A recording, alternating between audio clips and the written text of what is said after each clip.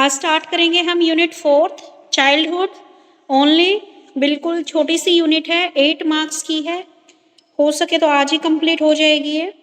Childhood as a modern construct, childhood in the context of poverty, globalisation and adult culture,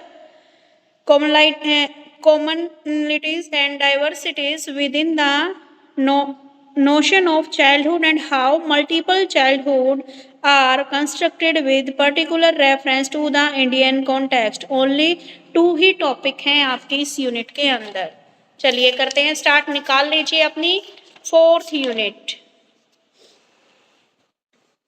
सबसे पहले तो हमारा यहाँ पे क्वेश्चन अराइज होता है, ये पूरा चैप्टर है हमारा चाइल्डहुड के ऊपर, ठीक है, यानी कि आपकी बाल्य अवस्था जिसको आप अपना बचपन भी बोलते हो, उसके ऊपर हमारा पूरा का पूरा ये चैप्टर रहेगा। तो सबसे पहले बात आती है what do you mean bye childhood, childhood क्या होता है और इसकी क्या क्या विशेषताएं हैं, इसके बारे में हम बताएंगे, ठीक है। जब आपकी इनफेंसी स्टेज होती है यानी कि शिशु अवस्था होती है, तो उसके बाद की जो अवस्था शुरू होती है उसको आप क्या बोलते हो, चाइल्डहुड एज बोलते हो, ठीक है। और जो आपकी चाइल्डहुड की जो एज होती है वो 6 वर्ष से लेकर 12 साल तक के मध्य की आयु होती है। जब आप 6 वर्ष की आयु में शिशु से निकलकर बाल्यावस्था में प्रवेश करते हैं या 12 वर्ष पूरे होने से अगले ही दिन आप क्या है, किस में चले जाते हैं, एडोलसेंस में चले जाते हैं, ठीक है।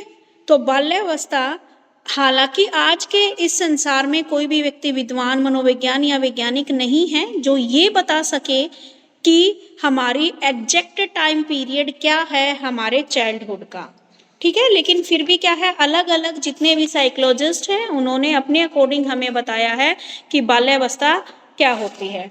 तो देखिए, बाल्यावस्था जो चाइल्डहुड होती है, हमारा जो जीवन है, इन्होंने साइकोलॉजिस्ट ने 4 तरीके से बताया है।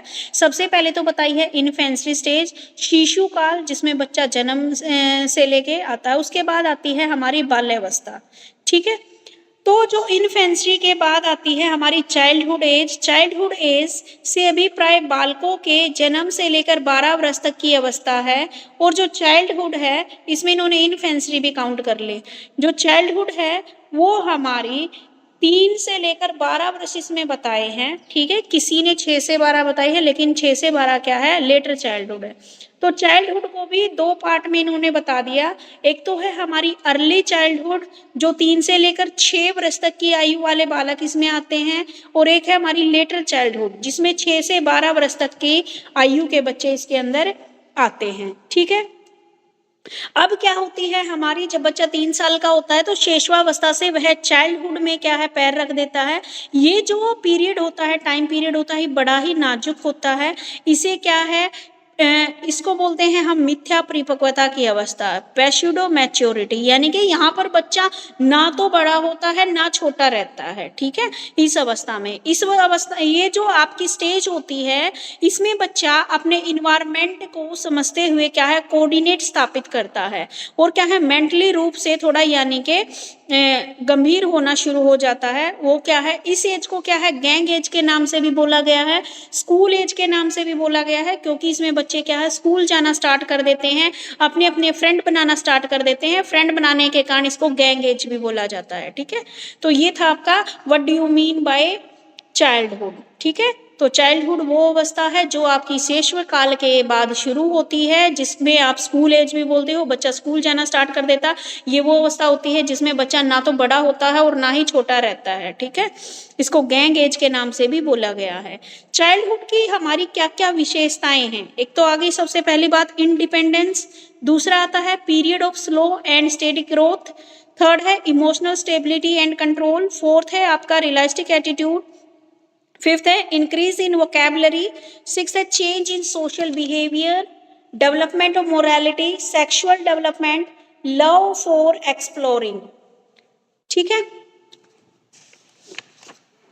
अब देखते हैं इंडिपेंडेंट। अब भाई बच्चा क्या है, इन्फेंट्री स्टेज से निकलता है और चाइल्डहुड में आता है, तो सबसे पहली बात ये होती है चाइल्डहुड की कि बच्चा इंडिपेंडेंट होना स्टार्ट हो जाता है, ठीक है। अब वह दूसरों पर निर्भर नहीं है। आप देखते हो जो बिल्कुल छोटा होता बच्चा, उसको हम गोदी में लेके उठा, अब बच्चा क्या है, खुद चल सकता है, ठीक है। अब चाइल्डहुड में आकर बच्चा क्या है, अपने काम करना खुद स्टार्ट कर देता है। जैसे बच्चा खाना खाना शुरू कर देता है, ठीक है, अपने पर्सनल जो भी काम है, वॉशरूम जाना, ये सारे काम बच्चा खुद करना शुरू कर देता है। और एटलीस्ट जो लेटर चाइल्डहुड है उस तक तो आते आते बच्चा अपने स्कूल के लिए भी खुद ही रेडी होना शुरू हो जाता है, ठीक है। तो इसमें क्या है, बच्चा इंडिपेंडेंट होता है, ठीक है। उसके बाद बात आती है period of slow and stated growth, विकास की धीमी पर स्थिर गति। अब क्या था, जो इन्फेंट्री में, शिशु काल में जो डेवलपमेंट की जो गति थी वो तेज थी, बहुत तेज गति से एकदम से बच्चा बड़ा होता दिखाई दे रहा था। लेकिन बाल्यावस्था की जो डेवलपमेंट की जो स्टेज होती है वो बहुत स्लो होती है, ठीक है। स्लो क्यों होती है, और इसमें क्या है, एक स्टेबिलिटी आ जाती है। विशेष रूप से लड़कों में ये गति लड़कियों की बजाय ज्यादा स्लो होती है। इसमें बच्चा क्या है, उसका इम्यून सिस्टम विशेष रूप से डेवलप होता है, ठीक है। इसमें क्या है, इम्यून सिस्टम डेवलप होता है। हमारे उसमें इतने ज्यादा ग्रोथ दिखाई नहीं देती, लेकिन बाकी स्टेजेस से सबसे धीमी गति इसमें होती है। उसके बाद इमोशनल स्टेबिलिटी एंड कंट्रोल, ये जो अवस्था होती है, अब बच्चा क्या है, अब देखो अर्ली चाइल्डहुड में तो बच्चा थोड़ा सा रोता भी है, लेकिन जो लेटर चाइल्डहुड होती है उसमें बच्चा अपने इमोशंस को कंट्रोल करना सीख जाता है। अब वह बात बात पर, जैसे ये इन्फेंट्री स्टेज में रोने लग जाता था, बच्चा रोता नहीं है, ठीक है, उसको अब अपने इमोशंस को कंट्रोल करना आ गया है, ठीक है।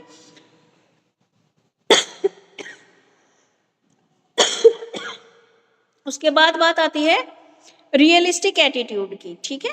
ये जो स्टेज होती है ये संसार की सबसे रियल स्टेज होती है। इसमें धीरे धीरे स्वीकार करने लगता है। इसमें बच्चा क्या है, स्वयं की इमेजिनेशंस की, उसकी स्वयं की जो दुनिया है उससे निकलकर बच्चा रियलिटी से परिचित होने लगता है। अब तक तो बच्चा क्या था, परियों की कहानी सुन रही थी लड़कियां, ठीक है, अपने हीरोज की कहानी सुन रहे थे, या ठीक है, तो वह बच्चा क्या है, अब स्टोरी टेलिंग वाले उससे निकलकर धीरे धीरे रियलिटी के साथ क्या होता है, परिचित होता है। अब बच्चा इमेजिनेशन को धीरे धीरे छोड़ता है और रियल संसार क्या है उसके बारे में जानना शुरू कर देता है।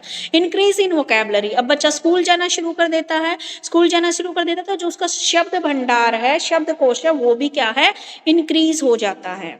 उसके बाद है चेंज इन सोशल बिहेवियर, सामाजिक व्यवहार में परिवर्तन। अब क्या होता है, जो चाइल्डहुड होता है इसमें बच्चा क्या है, पूरा दिन निरुद्देश्य घूमता रहता है, समाज में सब बच्चों के साथ भी खेलता है, अड़ोसियों पड़ोसियों में भी जाता है, खिलौनों के साथ भी खेलता है, दूसरों को चीजें भी बांटता है। तो अब जो उसका सोशल बिहेवियर है वो चेंज होना शुरू हो जाता है। पहले तो जो बच्चा था अपना टॉयज किसी को नहीं देता था, अब क्या है, वह दूसरे बच्चों को भी अपने टॉयज खेलने के लिए देने लग जाता है। तो ये क्या है, उसका जो सामाजिक बिहेवियर है उसमें चेंज आ जाता है। डेवलपमेंट ऑफ मोरालिटी, चाइल्डहुड में बच्चे को ये पता लग जाता है क्या बात सही है क्या गलत है, कि हमें क्या है, कहाँ पर हमें क्या क्या चीज फॉलो करनी है, यानी कि उसके अंदर नैतिक आचरण आ जाता है, ठीक है। और उन्हें ये क्या है, डेवलपमेंट हो जाती है, क्योंकि इन्फेंट्री स्टेज में बच्चे को नहीं पता था क्या सही है क्या गलत है, लेकिन यहाँ तक आते आते बच्चे के अंदर अनुशासन की भावना भी आ जाती है, बड़ों को आदर करने की भावना भी आ जाती है, ठीक है। तो उनकी मोरालिटी डेवलप हो जाती है। उसके बाद क्या है, सेक्सुअल डेवलपमेंट, बच्चे की जो सेक्सुअल डेवलपमेंट है वो भी यहाँ पर पूरी हो जाती है आपकी, कहाँ तक, चाइल्डहुड के एंड तक, ठीक है।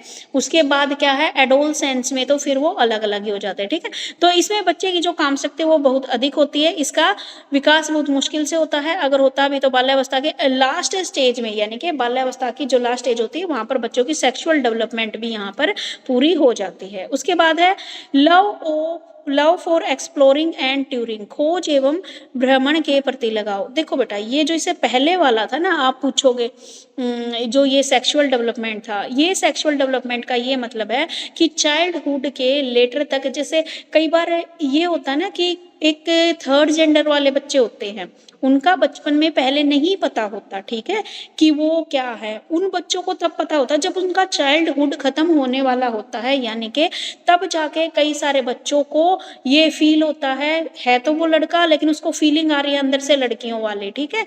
ऐसे सारे केसेस का जो पता लगता है, तो वो जो सेक्सुअल डेवलपमेंट है वो आपकी चाइल्डहुड में पता लगती है, ठीक है। तो जितने भी ये थर्ड जेंडर है इनके बारे में इनको इनकी बॉडी में जब चेंजेज आते हैं तब जाके इनको पता लगती है, ठीक है। तो हमारी जो सेक्सुअल डेवलपमेंट है वो इसमें हो चुकी होती है।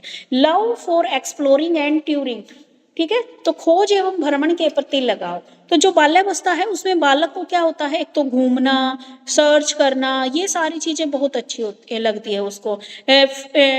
मेन तो क्या है, जो 9 इयर्स की एज होती है उसमें बच्चा नई नई चीजों को देखना चाहता है और नए नए दोस्त बनाना वो पसंद करता है। तो ये थी आपकी क्या, चाइल्डहुड की करेक्टरिस्टिक्स। समझ में आ गया? इसी पॉइंट में कोई दिक्कत तो नहीं है? सारे खुद के ऊपर अप्लाई करके देखो, सारे के सारे पता लग जाएंगे, एक्सप्लेन करने की जरूरत ही नहीं पड़ेगी। उसके बाद बात आती है चाइल्डहुड है तो किस प्रकार की शिक्षा उचित है, यानी कि हमारे चाइल्डहुड के लिए हमें किस टाइप की एजुकेशन प्रोवाइड करानी चाहिए।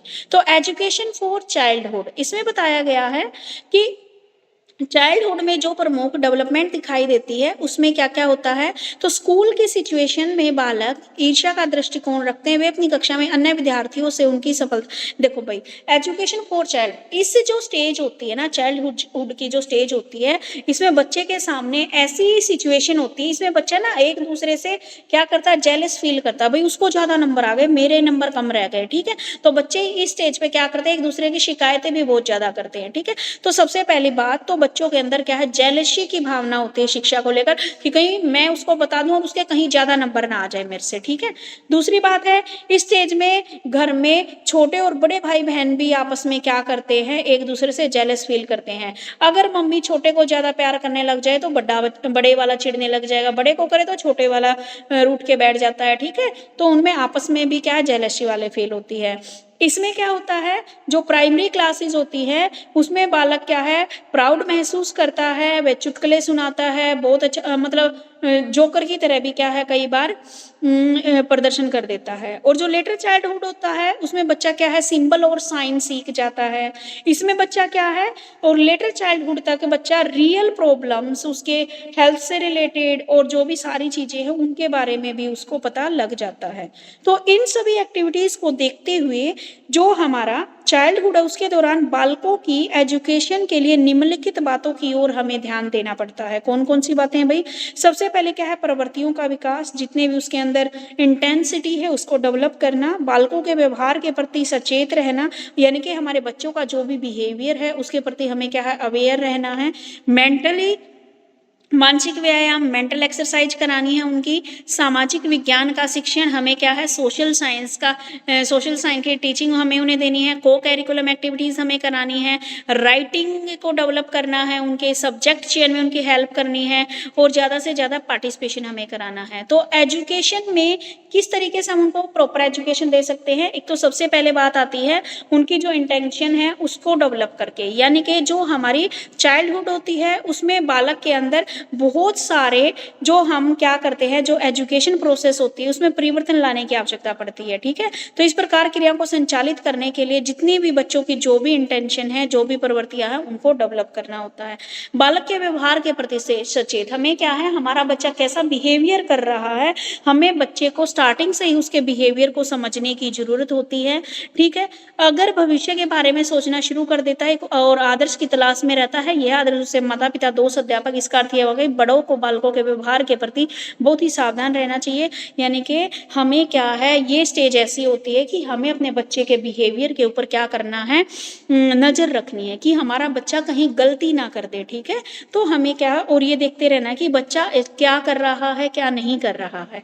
उसके बाद बात आती है हमारी मेंटल एक्सरसाइज की, मानसिक व्यायाम। जब आपका इनफेंसरी स्टेज खत्म होती है, यानी कि शिशु काल के दौरान शिशु में पढ़ने लिखने और गणित की योग्यता ग्रहण करने की व्यवस्था करने का प्रयास करने की सिफारिश की गई। यानी कि जो मेंटल एक्सरसाइज करने के लिए उनका क्या बताया गया है, जो आपका मैथमेटिक्स का जो सिलेबस है उसमें ऐसी सिचुएशंस को डाला जाए जिससे बच्चा क्या है, उनकी मेंटल एक्सरसाइज भी हो सके। इसका बिल्कुल सही एग्जाम्पल है, जैसे आपकी एनसीईआरटी की बुक्स होती हैं उसमें क्या है, रियल लाइफ को एग्जाम्पल लेकर बच्चों को क्या है, मैथमेटिक्स सिखाया जाता है ताकि बच्चा मेंटली तरीके से उसको सोके वही प्लस माइनस मल्टीप्लाई ना करे।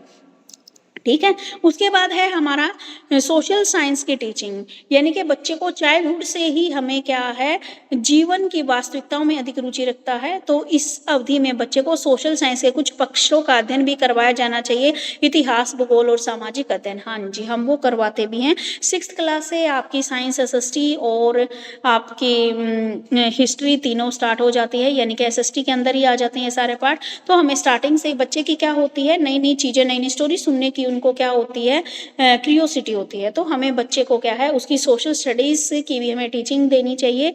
उन्हें इतिहास के बारे में भी बताना चाहिए कि हमारी क्या हिस्ट्री है, हमारी क्या ज्योग्राफी है, क्या हमारी सोशल स्टडी है, इसके बारे में बताना चाहिए। को कैरिकुलम एक्टिविटी, अब क्या है, हमें बच्चे को सिर्फ एकेडमिक ही नहीं, उसके साथ साथ जितने गेम्स वगैरह है, जितनी एक्टिविटीज़ होती हैं, उनमें भी बच्चे को शामिल कर रहा है।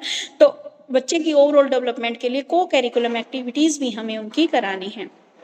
उसके बाद बात आती है हमारी राइटिंग स्किल्स। ठीक है, अब यहाँ पर क्या है, हमें अपने बच्चे की राइटिंग स्किल्स की तरफ भी ध्यान देना है। उसके बाद है विषयों का चयन। बालकों के लिए कुछ ऐसे सब्जेक्ट्स की स्टडी आवश्यक होती है जो उनकी आवश्यकताओं को पूरा करती है।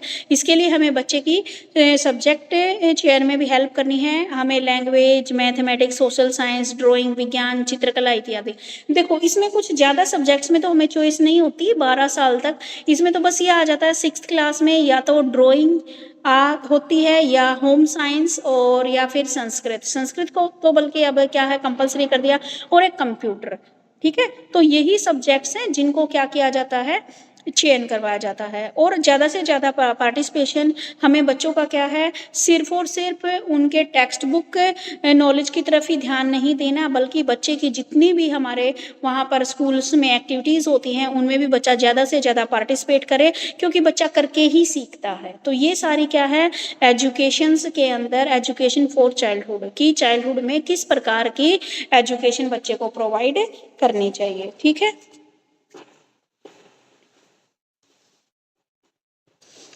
Understand? Yes ma'am. Yes ma'am. ठीक है बेटे, अब अगला देखिए, निर्धनता के संदर्भ में बाल्यावस्था की व्याख्या कीजिए। ठीक है, जो निर्धनता वाला है, ये वाला टॉपिक पढ़ो भाई, गरीबी वाला। फिर मैं समझाऊंगी, क्योंकि ये पूरा बड़ा पैराग्राफ दे रखा है और ये रीड आउट करना पड़ेगा। पढ़ो, कौन सा बच्चा पढ़ेगा?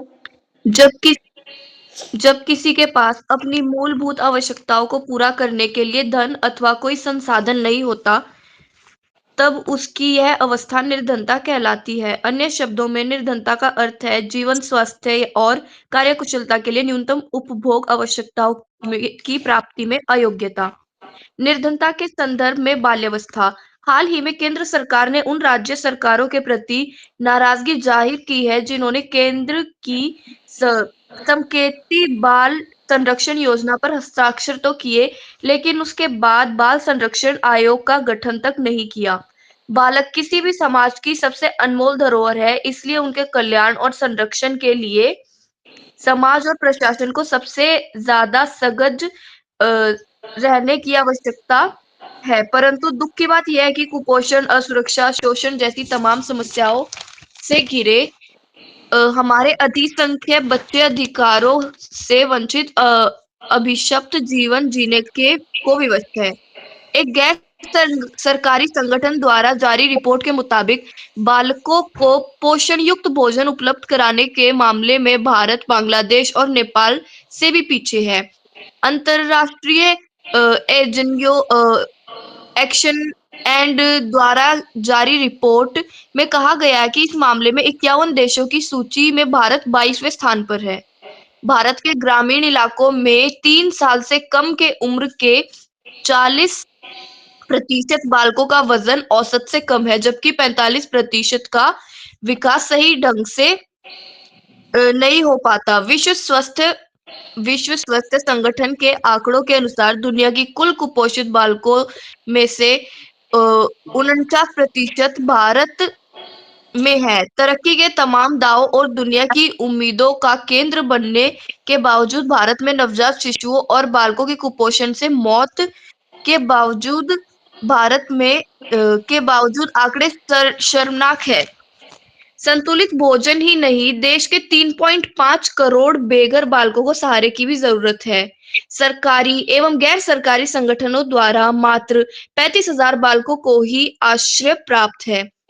मानवाधिकार संगठन के अनुसार फुटपाथ पर रात बिताने वाले करीब 1 करोड़ बालकों में से ज्यादातर यौन शोषण और सामूहिक अ, हिंसा के शिकार होते हैं। अपने देश की सिर्फ राजधानी की ही बात करें तो हाल ही में जारी एक रिपोर्ट के मुताबिक जून 2008 से लेकर जनवरी 2009 तक दिल्ली से 2210 बच्चे लापता हुए हैं। यहाँ हर रोज औसतन 17 बच्चे गायब हो रहे हैं।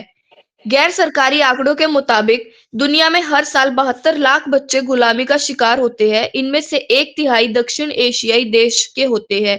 अनुमान है कि भारत में हर साल 45,000 बच्चे गायब हो रहे हैं। अध्ययन बताते हैं कि गायब हुए बालकों से मजदूरी कराई जाती है और उन्हें सेक्स वर्कर बना दिया जाता है। कुपोषण, असुरक्षा की मार झेलते भारतीय बालकों की एक बड़ी त्रासदी विभिन्न कारणों से किया जाने वाला श्रम भी है। बालक अधिकारियों से जुड़े अनेक अंतर्राष्ट्रीय संधियों का हस्ताक्षरता होने के बावजूद भारत बाल मजदूर का गढ़ बन चुका है।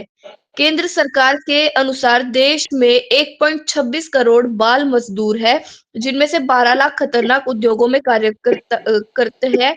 हमारे यहाँ परंपराओं के नाम पर भी बालकों को अंधेरे में धकेल दिया जाता है, जिसका बड़ा उदाहरण बाल विवाह है। दक्षिण एशिया में दुनिया के किसी अन्य हिस्से के मुकाबले सर्वाधिक बाल विवाह भारत में होते हैं। स्वास्थ्य विशेषज्ञों के अनुसार बाल विवाह बच्चियों का जीवन पुंग बना रहे हैं। शिक्षा के लिहाज से तो नैनिहालों की और दुर्गति है। गांव में अव्वल तो स्कूल नहीं है और वहां इमारत का हाल बेहाल। शिक्षकों का अता पता नहीं है। नहीं और वहां और केंद्र व राज्य सरकारों के ईमानदार प्रयासों से ही देश के नौनिहालों की स्थिति सुधर सकती है, लेकिन सच्चाई यह है कि बाल कल्याण की विभिन्न योजनाएं असफल होती दिख रही है। वही बालकों के कल्याण के लिए बजट 2009-2010 में राशि का प्रावधान अपेक्षित अनुपात में घोषित नहीं किया गया। क्राई के मुताबिक जरूरतमंद बालकों की शिक्षा में कुल बजट का 6 से 7% हिस्सा ही सार्वजनिक शिक्षा और स्वास्थ्य पर खर्च होता है। अगर सरकार यह दावा करती है कि वह बालक कल्याण और सुरक्षा के लिए प्रयासरत है, तो क्या कारण है कि स्वास्थ्य की दृष्टि से भारत बांग्लादेश जैसे पिछड़े देशों से ही पीछे है? चुनौती गंभीर है। बालक अधिकारों के प्रति ध्यान केंद्रित करना जहां सरकारी नीतियों का केंद्र बिंदु होना चाहिए, वहीं सभी क्षेत्रों से ऐसे व्यक्तियों की भागीदारी जरूरी है जो बालकों के अधिकारों के प्रति न केवल जागरूक हो बल्कि कर्मठता से उनके अधिकारियों की भी लड़ाई लड़ सके।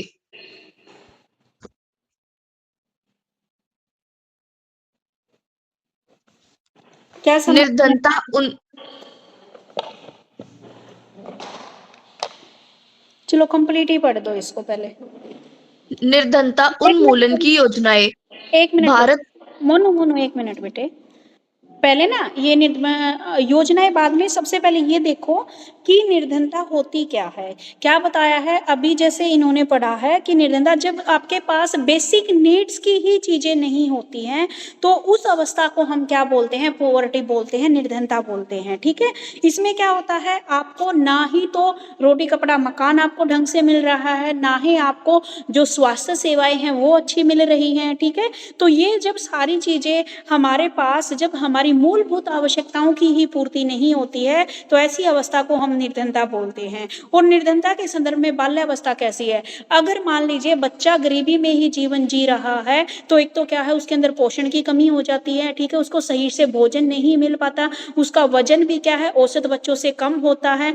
ठीक है, उसको सही ढंग से क्या है, पूरी प्रॉपर तरीके से शिक्षा नहीं मिल पाती है, क्योंकि वो अच्छे स्कूलों में जा नहीं पाता है। और कई कई जगह पर ऐसा देखा गया है कि जो गवर्नमेंट स्कूल है, स्कूल तो है लेकिन उसमें टीचर टाइम पे नहीं आ रहे, तो उनको एक प्रॉपर तरीके से क्या है, एजुकेशन भी प्रोवाइड नहीं हो रही है। और ऐसे बच्चे क्या है, जो स्कूल नहीं जाते, वो या तो भीख मांगने लग जाते हैं, या फिर क्या है, कुछ बच्चों को अगवा कर लिया जाता है और उनको क्या है, सेक्स वर्कर बना दिया जाता है, ठीक है। ह्यूमन ट्रैफिकिंग में भी ऐसे बच्चे आ जाते हैं, ठीक है, उसका भी ये बच्चे शिकार हो जाते हैं। तो उसी के रिगार्डिंग जैसे इन्होंने बताया, कुछ रिपोर्ट भी, आंकड़े भी जारी किए हैं कि हर साल कुछ ना कुछ बच्चे क्या है गायब हो जाते हैं, कुछ क्या है भिखारी बन जाते हैं, ऐसी चीजें इसमें यहाँ पर बताई गई हैं, ठीक है। अब बताइए इसके लिए क्या क्या योजनाएं सरकार ने चलाई हैं।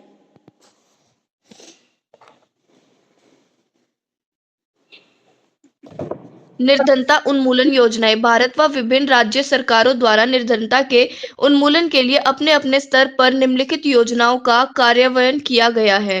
पहला, रोजगार व स्वरोजगार। महात्मा गांधी राष्ट्रीय ग्रामीण रोजगार गारंटी कानून, स्वर्ण जयंती ग्राम स्वरोजगार योजना, स्वर्ण जयंती शहरी रोजगार योजना, शहरी व स्वरोजगार कार्यक्रम, शहरी मजदूर रोजगार कार्यक्रम, महिला प्रशिक्षण और रोजगार कार्यक्रम सहायता।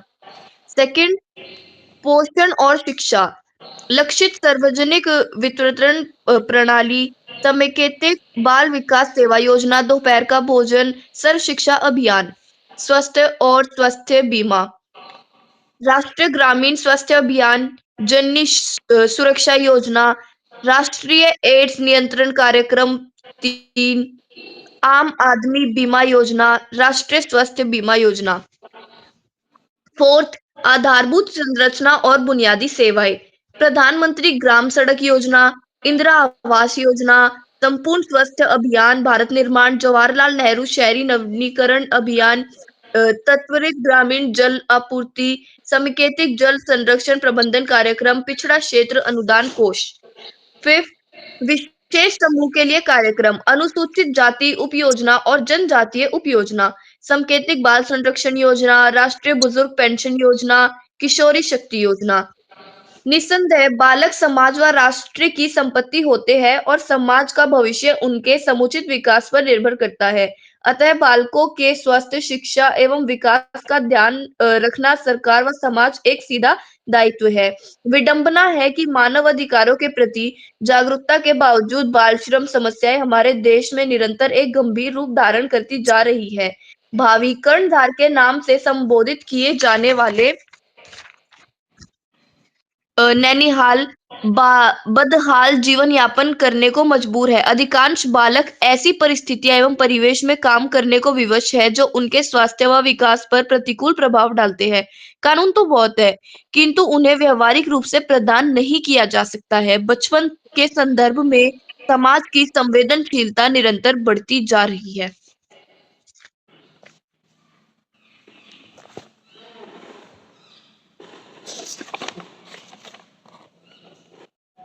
देखिए बेटा, सरकार ने क्या है पॉवर्टी को कंट्रोल करने के लिए क्या है डिफरेंट डिफरेंट क्या है योजनाएं चलाई हैं, जिसमें इन्होंने क्या है एक तो एम्प्लॉयमेंट वाली योजना चलाई है, फिर क्या है बच्चों को एक बेटर पोषण दिया जाए, एजुकेशन दी जाए, उनके स्वास्थ्य से रिलेटेड भी चलाई है, कुछ क्या है बेसिक नीड से रिलेटेड योजनाएं चलाई हैं, और कुछ क्या है स्पेशल कार्यक्रम चलाए हैं। तो सबसे पहले उन्होंने क्या है रोजगार से रिलेटेड, जैसे गांव में क्या है एक मनरेगा रोजगार एक मनरेगा की स्कीम चलाई है जो महात्मा गांधी के नाम से ही है, महात्मा गांधी राष्ट्रीय ग्रामीण रोजगार गारंटी कानून, ठीक है। शहरी रोजगार, और महिलाओं को भी ट्रेनिंग दी जा रही कि वो कुछ ना कुछ काम करे, क्योंकि लोगों को रोजगार मिलेगा तो उनकी क्या है बेसिक नीड्स क्या है वो पूरी कर पाएंगे, ठीक है, और थोड़ा सा क्या निर्धनता के लेवल से ऊपर उठ पाएंगे। पोषण के लिए, शिक्षा के लिए तो सबसे पहले सरकार ने क्या कर रखा है, निःशुल्क और अनिवार्य शिक्षा का प्रावधान कर रखा है, ठीक है।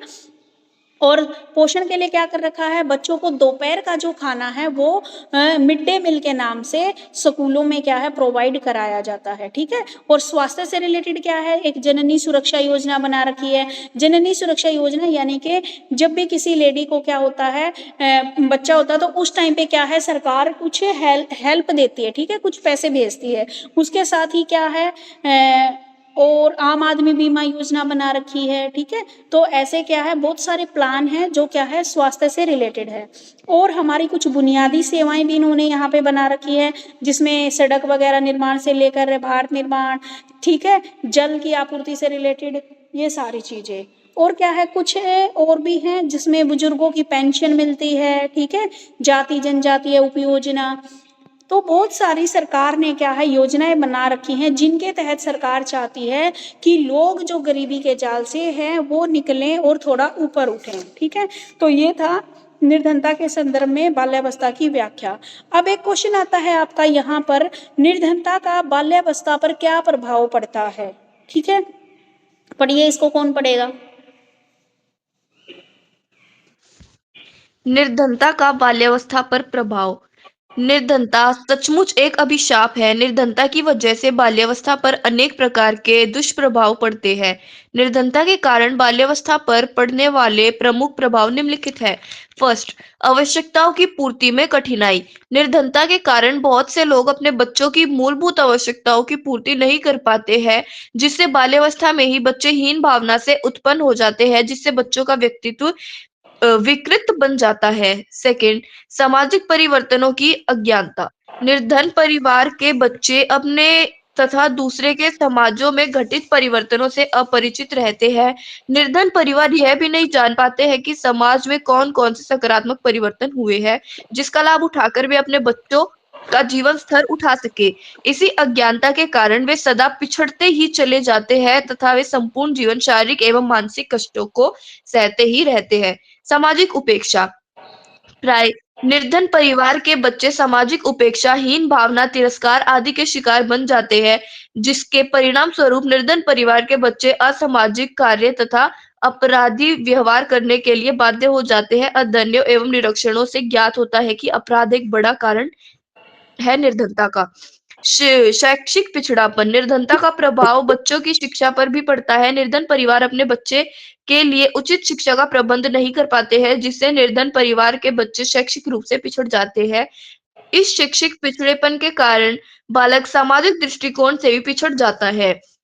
फिफ्थ, शारीरिक मानसिक विकास पर प्रतिकूल प्रभाव। प्राय निर्धन परिवार के बच्चे बाल्यावस्था से ही शारीरिक एवं मानसिक रूप से स्वस्थ नहीं होते हैं, जिसके परिणाम स्वरूप वे अनेक शारीरिक एवं मानसिक विविधियों से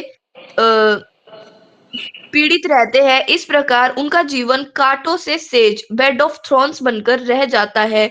विभिन्न बातों के समान होने पर अमीर लोगों की अपेक्षा निर्धन लोगों का जीवन स्तर सीमित होता है।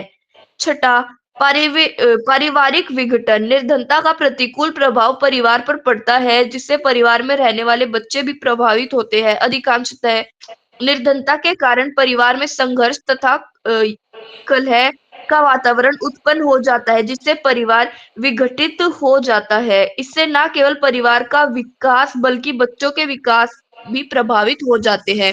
सेवंथ, निम्न आकांक्षा स्तर। निर्धन परिवार के बच्चों का आकांक्षा स्तर तथा उपलब्धि स्तर बचपन से ही गिर जाता है। इसका प्रतिकूल प्रभाव बालक के मानसिक विकास, सामाजिक विकास, संवेगात्मक विकास तथा आर्थिक विकास पर पड़ता है, जिसमें उनका व्यक्तित्व पूर्ण रूप से विकसित नहीं हो पाता है।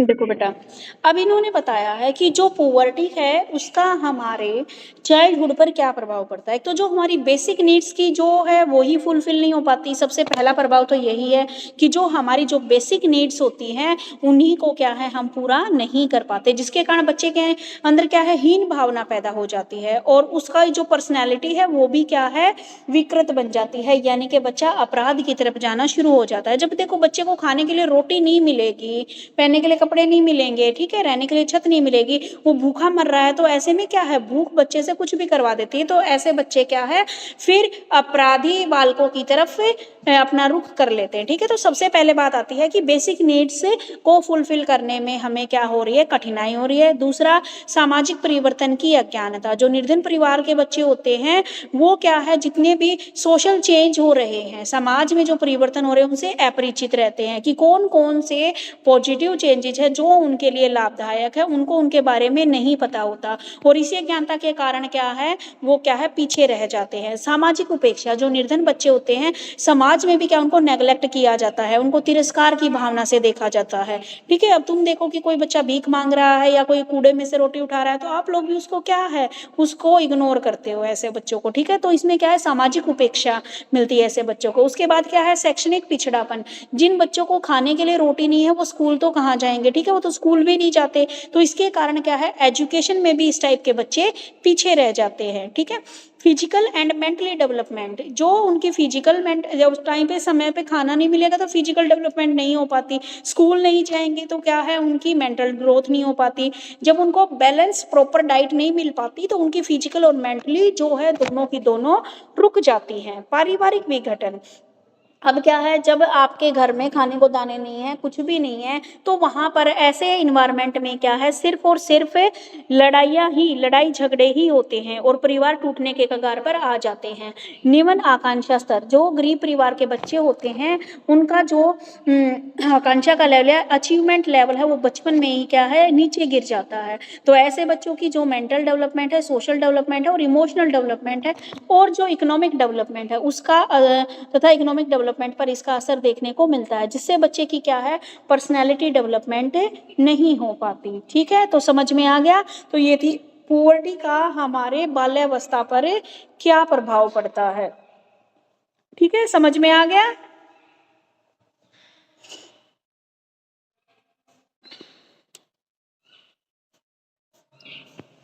ठीक है, तो नेक्स्ट टॉपिक इसमें आता है कि what do you mean by globalisation. Globalisation क्या होता है और उसका क्या प्रभाव पड़ता है। ठीक है, ग्लोबलाइजेशन से अभिप्राय विश्व को इंटीग्रेटेड, एकीकृत रूप से देखना, यानी कि सबसे बात देखा जाए तो ग्लोबलाइजेशन का अर्थ होता है वैश्विक संबंधों का विस्तार, सामाजिक जीवन का विश्व स्तर पर संगठन और विश्व चेतना का विकास। और जो ग्लोबलाइजेशन है वो एक ऐसी प्रोसेस है जिसमें पूरे वर्ल्ड के लोग मिलकर एक समाज बनाते हैं, एक साथ कार्य करते हैं और ये प्रक्रिया है जो इकोनॉमिक, टेक्नोलॉजिकल, सोशली और आपकी पॉलिटिकल ताकतों का क्या होता है कि कम्बिनेशन होता है। ठीक है, तो ये कहलाता है आपका ग्लोबलाइजेशन। तो ग्लोबलाइजेशन के संदर्भ में आपका चाइल्डहुड की व्याख्या कीजिए। ये पूरा क्या है, एक के पैराग्राफ दे रखा है, इसको देखो कौन सा बच्चा रीड आउट करेगा।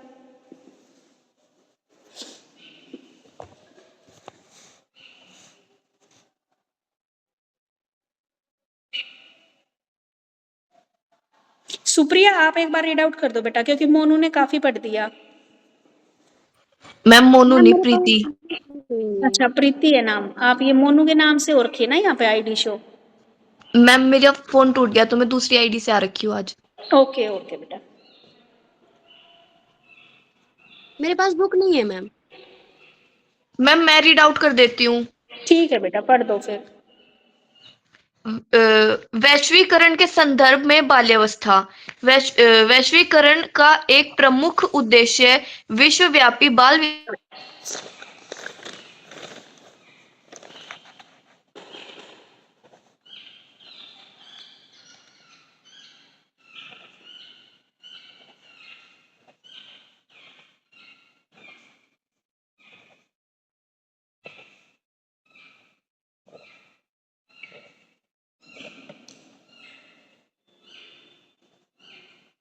मानव तस्करी और वेश्यावृत्ति में धकेलने का धंधा भी धड़ल्ले से फल फूल रहा है। राजधानी दिल्ली में बालक लगातार गायब हो रहे हैं, लेकिन प्रीति एक मिनट बेटा, आप ना स्टार्टिंग से पढ़ो, क्योंकि ना आपका ना नेटवर्क कट हो गया था बीच में, तो हमें अभी आवाज आई है आपकी। ठीक है मैम। वैश्वीकरण के संदर्भ में बाल्यावस्था। वैश्वीकरण का एक प्रमुख उद्देश्य विश्वव्यापी बालक विकास कार्यक्रम को बढ़ावा देना भी है। जैसा कि बालकों को देश का भविष्य कहा जाता है, लेकिन कड़वी हकीकत यह है कि देश के अधिसंख्यक बालक अपना पेट भरने के लिए बाल श्रम, बंधुआ मजदूरी और खतरनाक उद्योगों में जान हथेली पर रखकर काम करने को मजबूर है। तो दूसरी तरफ बालकों का अपहरण करके मानव तस्करी और वेश्यावृत्ति में धकेलने का धंधा भी धड़ल्ले से फल फूल रहा है। राजधानी दिल्ली में बालक लगातार गायब हो रहे हैं, लेकिन किसी ना जानने की कोशिश नहीं की है कि आखिरकार उनके गायब होने की वजह क्या है।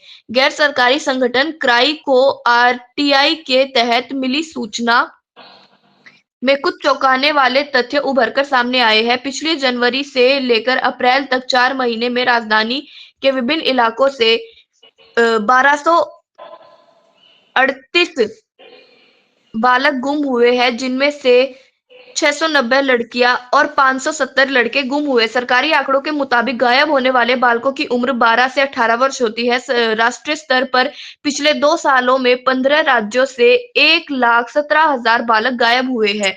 औसतन 60,000 बालक हर साल गायब हो रहे हैं।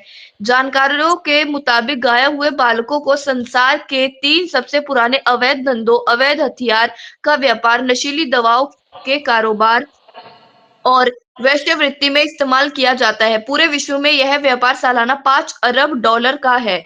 विश्व के कई हिस्सों में तो मासूमों को जानवरों से भी सस्ती कीमत पर बेचा जा रहा है। यानी कहा जा सकता है कि बालकों को वस्तु बना दिया है। देश के कई भागों में कानून के रखवालों द्वारा ऐसे बालकों की खरीद फरोख्त में लिप्त लोगों को पकड़ा भी जाता है तथा बालकों की बरामदी भी होती है, लेकिन कागज के कुछ चंद नोटों के बदले इस जघन्य धंधे के सरगना आसानी से छूट जाते हैं। राजधानी और बड़े-बड़े महानगरों में हर साल अधिकांश बालक ट्रैफिकिंग करके लाए जाते हैं। उनके माँ-बाप को उनके बेहतर भविष्य का सपना दिखाया जाता है, लेकिन हकीकत में उन्हें जल्लाद से भरी जिंदगी जीने के लिए विवश किया जाता है। पूर्वोत्तर राज्यों बिहार, उड़ीसा, झारखंड और छत्तीसगढ़ के बालक तस्करों का आसानी से शिकार होते हैं। नीति निर्धारक इन बालकों को गरीबी के चलते पलायित मानते हैं। असल में ये बालक व्यापार के शिकार हैं। बालक व्यापार में बालकों के अभिभावकों को थोड़ा बहुत पैसा देकर उनकी सहमति हासिल की जाती है। ऐसे बालकों के माता-पिता गरीबी की वजह से पैसे के लोभ में फंस जाते हैं। इसके अलावा अपहरण करके और बच्चों को बहला-फुसलाकर भी बालक व्यापार के दलदल में फंसाया जा रहा है। बाल व्यापार की मार झेल रहे बालकों से वेश्यावृत्ति के अलावा मजदूरी भी कराई जाती है। दरअसल ऐसे बालकों को जबरिया मजदूर कहना ज्यादा वाजिब होगा। अंतर्राष्ट्रीय कानूनों के मुताबिक इसे समकालीन दासता कहा जाता है। पूरी दुनिया में हर साल तकरीबन 60 लाख बालक बाल व्यापार के शिकार हो रहे हैं। इनमें से 1/3 बालक दक्षिण एशियाई देशों से है। जहां तक भारत की बात है तो यहाँ बाल व्यापार में ढकेले जा रहे हैं बालकों की संख्या से जुड़े सही आंकड़े उपलब्ध नहीं है। भारत बाल व्यापार में बहुत बड़ा केंद्र है। बाल व्यापार के क्षेत्र में भारत स्रोत, गंतव्य और परागमन केंद्र के रूप में काम कर रहा है। नेपाल और बांग्लादेश से बालक यहाँ लाए जा रहे हैं। यहाँ से बड़ी संख्या में बालक अरब देशों में लाए जा रहे हैं। अरब देशों में कम उम्र की मुस्लिम लड़कियां भी लाई जा रही है। वहां के शेख इनसे अपनी यौन इच्छाओं की पूर्ति कर रहे हैं। इसके अलावा अन्य देशों में घरेलू मजदूर के तौर पर भी मासूमों का इस्तेमाल भारत से ले जाकर किया जा रहा है।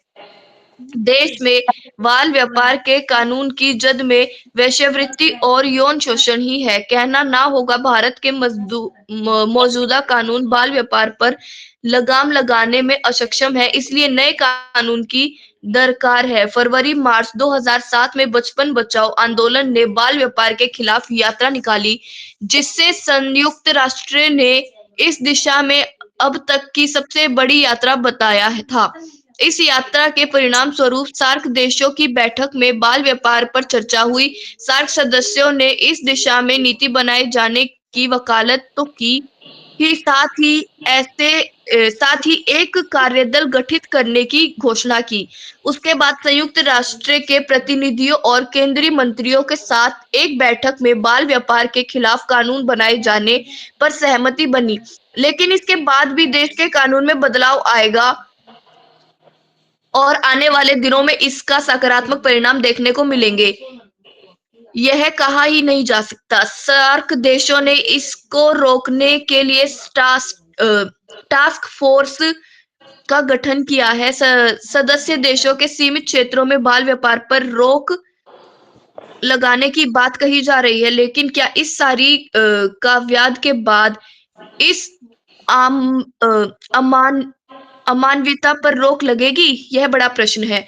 आज विश्व में बहुराष्ट्रीय कंपनियां अपना कारोबार विविध फैला चुकी है। जिस भारत देश ने बहुराष्ट्रीय कंपनियों के खिलाफ स्वदेशी की आवाज बुलंद कर दी थी, आज वही भारत पुनः बहुराष्ट्रीय कंपनियों को अपने घर आमंत्रित कर उनका स्वागत कर रहा है। मानव जीवन के सभी क्षेत्रों में मशीनीकरण करके श्रम का शोषण हो रहा है। जो दुनिया के सबसे बड़ी पूंजी श्रम पूंजी है, उसके भी अस्तित्व पर खतरे के बादल मंडरा रहे हैं। वैसे तो इसका संबंध में संयुक्त राष्ट्रीय संघ एवं अंतर्राष्ट्रीय श्रमिक संघ ILO बने हैं, जो दुनिया भर में कामगारों की स्थिति, स्वास्थ्य, उन पर होने वाले अत्याचार, अन्याय, कानूनों की स्थिति पर विचार कर रहे हैं। इसलिए हमें यह याद रखना चाहिए कि दुनिया में होने वाले परिवर्तन का प्रभाव देर सबेर भारत पर निश्चित रूप से पड़ेगा।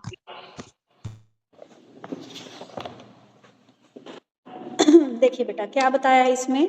वैसे तो देखो ग्लोबलाइजेशन का मेन ऑब्जेक्टिव तो क्या था कि वर्ल्ड लेवल पर बच्चों के लिए क्या है डेवलपमेंट कार्यक्रम को बढ़ावा दे, ठीक है, क्योंकि जो हमारे जो ये बच्चे होते हैं ये हमारे फ्यूचर होते हैं, हमारे देश का क्या है फ्यूचर होते हैं। लेकिन अगर सच्चाई देखा जाए तो बिल्कुल इसके विपरीत है। हम तो क्या है यहाँ पर ग्लोबलाइजेशन के नाम पर हम क्या है कुछ डेवलपमेंट प्रोग्राम चला रहे हैं, लेकिन एक्चुअल में देखा जाए तो इसके उलट हमारी क्या हो रही है काम हो रहा है यहाँ पर, ठीक है। बच्चों को क्या है अलग अलग उसमें ट्रैफिकिंग में डाला जा रहा है।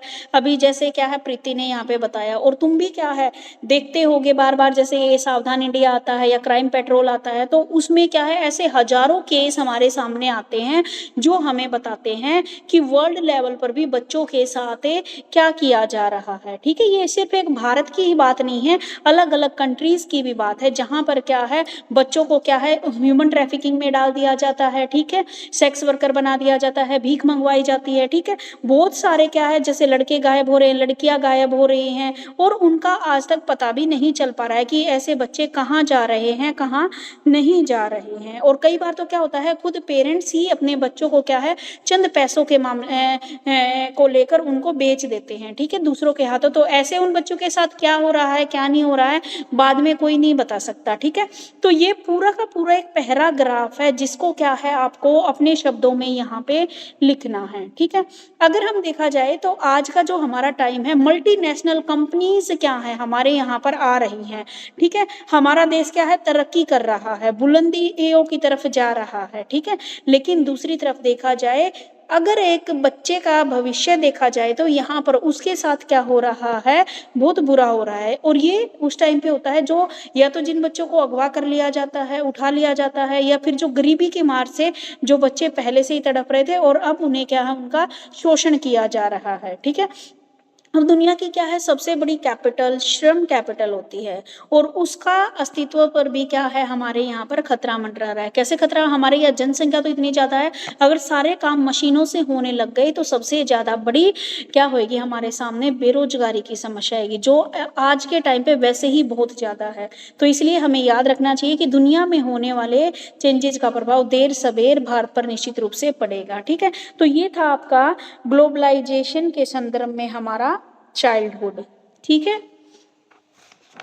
आ गया समझ में?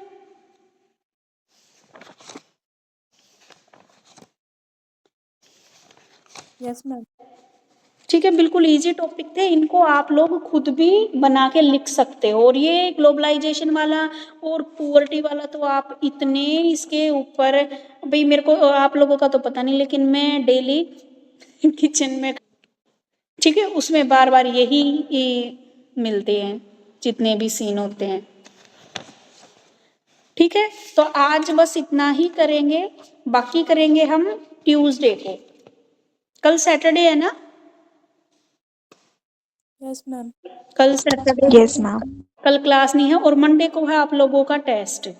ठीक है, तो आगे ये 4th यूनिट में कंप्लीट करवाऊंगी ट्यूसडे को। ठीक है, अब किसी बच्चे को कोई प्रॉब्लम है तो पूछ सकते हो। आज की क्लास में सारा समझ में आ गया? हाँ बेटा, वो कल वाली क्लास है ना, मैं भूल गई थी, मैंने आज सुबह ही डाली है वो, अभी कॉलेज में आने के बाद ही। एक तो ये हो गया ना, जैसे कल से कंटिन्यूअसली बारिश चल रही है तो नेटवर्क का इशू चल रहा है।